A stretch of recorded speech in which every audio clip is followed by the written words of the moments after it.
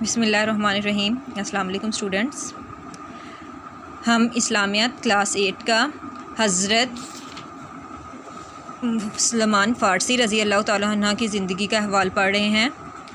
ہم نے پڑھا تھا کہ جب انہوں نے ان کے فیملی بیک گراؤنڈ کے بارے میں پڑھا تھا کہ وہ بہت اسٹرانگ ہے، اور اس کے بعد ہم نے پڑھا تھا کہ جب حضرت سلمان فارسی رضی اللہ تعالیٰ عنہ نے ایک دفعہ ایک گرجا گھر یعنی کہ چرچ میں عیسائیوں کو عبادت کرتے ہوئے دیکھا تو ان کو یہ محسوس ہوا کہ ہماری عبادت جو ہے وہ ان کی عبادت ہماری عبادت سے بہتر ہے۔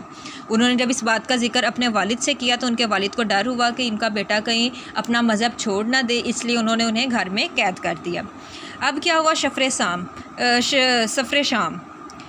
حضرت سلمان فارسی کو عیسائیوں سے معلوم ہو چکا تھا کہ ان کا دینی مرکز شام میں ہے، یعنی کہ انہوں نے جب عیسائیت میں دلچسپی لینا شروع کر دی تو انہیں سب سے پہلے یہ بات پتہ چلی کہ ان کا مرکز شام میں ہے۔ انہوں نے عیسائیوں کو پیغام بھجوایا کہ اگر تمہارے پاس شام جانے والا کوئی قافلہ آئے تو مجھے اطلاع دینا، یعنی کہ میں بھی اس کے ساتھ جانا چاہتا ہوں شام میں۔ تھوڑے دن بعد شام جانے والا قافلہ آ گیا۔ انہوں نے حضرت سلمان فارسی رضی اللہ تعالیٰ عنہ کو خبر دی۔ حضرت سلمان فارسی چھپتے چھپاتے ان کے ساتھ شام جا پہنچے، یعنی کہ اپنے گھر والوں سے چوری۔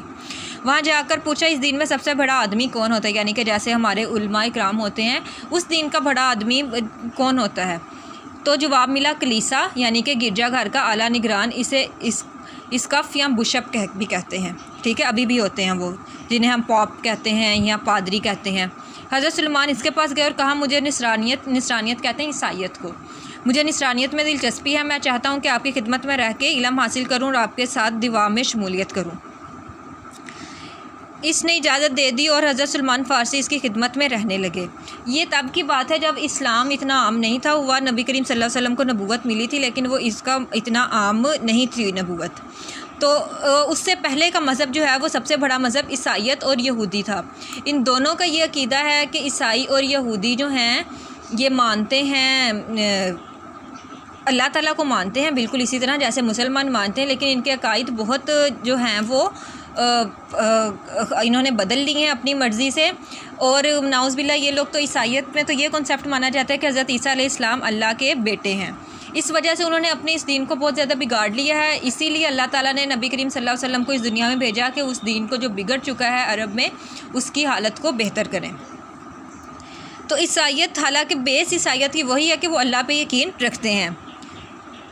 اس نے اس کی اجازت دے دی اور حضرت سلمان فارسی اس کی خدمت میں رہنے لگے، لیکن انہیں جلد معلوم ہو گیا کہ وہ ایک شخص غلط تھا، لوگوں سے دین کے نام پہ رقم بٹورتا اور اللہ کی راہ میں نہ اسے خرچ کرتا، نہ کسی غریب یا فقیر کو دیتا اور اس کی مدد کرتا، بلکہ وہ اس نے ایک بہت بڑا خزانہ جمع کر لیا تھا۔ وہ مر گیا تو عیسائی اسے دفنانے کے لیے اکٹھے ہوئے۔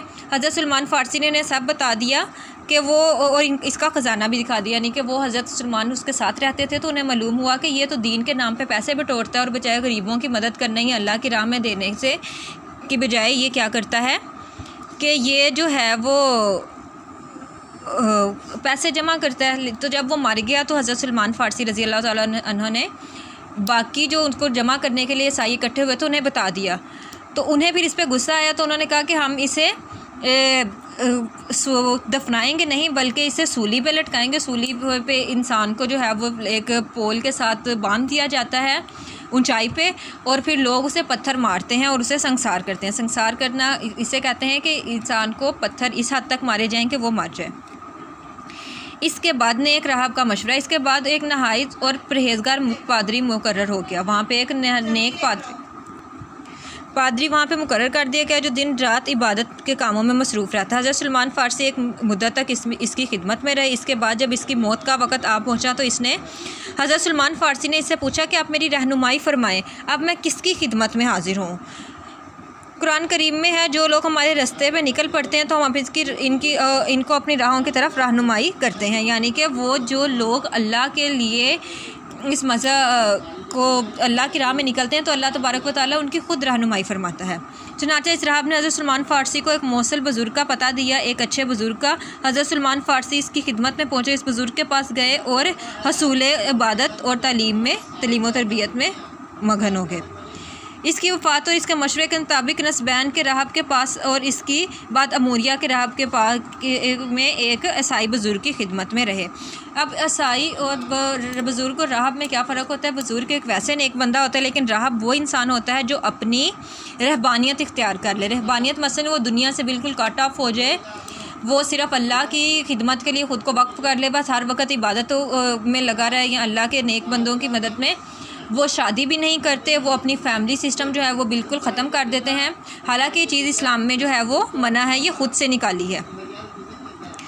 اس کی خدمت میں رہنے کے دوران حضرت سلمان فارسی نے گایوں بکریوں کے ریوڑ بھی پالے۔ اس کی وفات سے پہلے اس نے بتایا کہ خدا کی قسم اب میرے علم میں زمین پہ کوئی ایسا شخص نہیں جو ہدایت پہ ہو، یعنی کہ تب اتنے حالات خراب ہو چکے تھے دنیا کے کہ اس زمانے کے نیک بندے نے بھی کہا کہ اب مجھے نہیں لگتا کہ اب کوئی شخص نیک ہدایت پہ ہے، لیکن اب وہ زمانہ قریب آ گیا جس میں عرب ملک میں دین ابراہیم کا حامل ایک نبی نبودار ہوگا، یعنی کہ دین ابراہیمی کو لے کے ہی وہ آگے چلے گا، وہ نبی، کیونکہ یہ حضرت محمد صلی اللہ علیہ وسلم کا ذکر پہلی والی اسلامی کتابوں میں بھی تھا جو آسمان سے اللہ تعالیٰ نے نازل کی تھی، ان سب میں ان کا ذکر تھا۔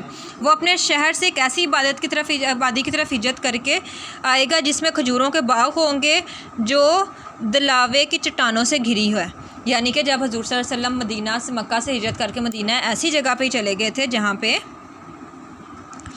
جو ہے وہ کھجوروں کے باغ تھے۔